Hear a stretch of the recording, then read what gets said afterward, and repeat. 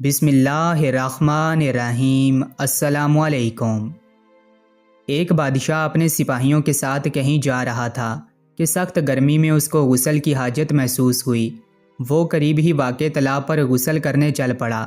وہاں جا کر کیا دیکھتا ہے کہ تالاب میں پہلے سے ہی کچھ لڑکیاں نہا رہی تھیں۔ لڑکیوں نے جب بادشاہ کو تالاب کی طرف آتے دیکھا تو وہ فوراً تالاب سے باہر نکل آئیں، مگر ایک لڑکی تالاب میں بیٹھی رہی۔ بادشاہ نے اس لڑکی سے پوچھا کہ تم تالاب سے باہر کیوں نہیں نکل رہی؟ تو اس لڑکی نے شرماتے ہوئے کہا کہ میں بے لباس ہوں، میرے کپڑے تالاب سے باہر پڑے ہوئے ہیں۔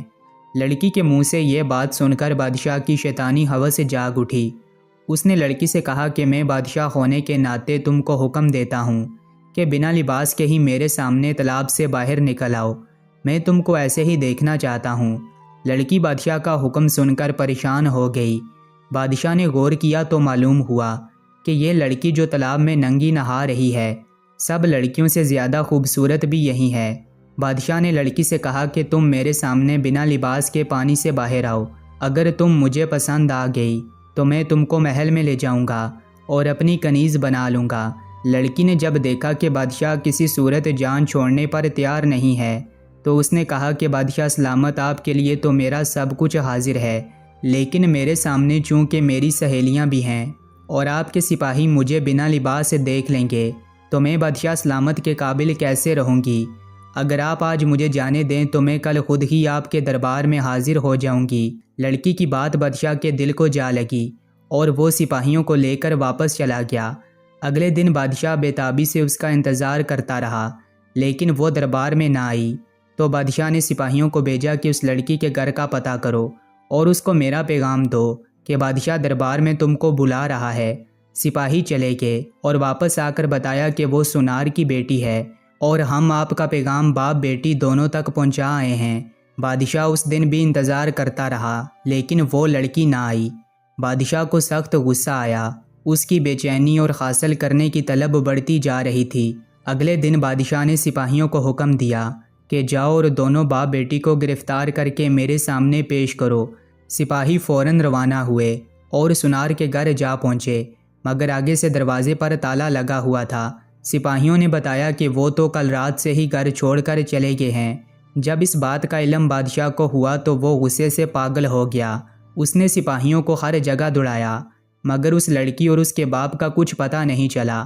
پھر بادشاہ نے سلطنت میں اعلان کروا دیا کہ جو کوئی سونار اور اس کی بیٹی کا پتہ بتائے گا اس کو 1 کلو سونا انعام میں دیا جائے گا۔ اس کے باوجود بھی کچھ حاصل نہ ہوا تو بادشاہ نے آس پاس کی ریاست کے حکمرانوں کو خط لکھے اور لڑکی اور اس کے باپ کو تلاش کرنے میں مدد حاصل کرنے کی درخواست کی، لیکن یوں لگتا تھا کہ لڑکی کو زمین کھا گئی تھی یا آسمان نگل گیا تھا۔ ایک رات بادشاہ سویا تو اس کو خواب میں دریا کے کنارے ایک جھونپڑی نظر آئی۔ بادشاہ جھونپڑی کو دیکھ کر حیران ہوتا ہے کہ اس ویرانے میں کس نے جھونپڑی ڈالی ہے۔ جب وہ چلتا چلتا اس جھونپڑی کے اندر داخل ہوا تو اس کو ایک داڑھی والا بزرگ نظر آیا۔ اس بزرگ کے ساتھ ایک لڑکی بھی بیٹھی ہوئی تھی۔ اس سے پہلے کہ بادشاہ لڑکی کی شکل دیکھتا، بادشاہ کی آنکھ کھل گئی۔ بادشاہ سمجھ گیا کہ ہو نہ ہو یہ وہی باپ بیٹی ہیں جو اس جھونپڑی میں چھپے ہوئے ہیں۔ بادشاہ اس علاقے کو جانتا تھا۔ اگلی صبح بادشاہ نے سپاہیوں کا دستہ تیار کیا اور سیدھا دریا کنارے اس جگہ پہنچ گیا جو اس کو خواب میں نظر آئی تھی۔ وہاں پر جھونپڑی بھی موجود تھی۔ بادشاہ نے سپاہیوں کو ادھر ہی رکنے کا اشارہ کیا اور خود جھونپڑی کے اندر چلا گیا۔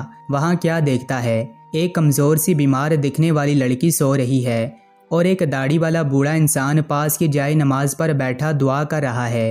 اے پالنے والے رب، ہم کب تک ظالم بادشاہ سے چھپتے رہیں گے جو چند لمحوں کے لطف کی خاطر میری معصوم بچی کی عزت برباد کرنا چاہتا ہے۔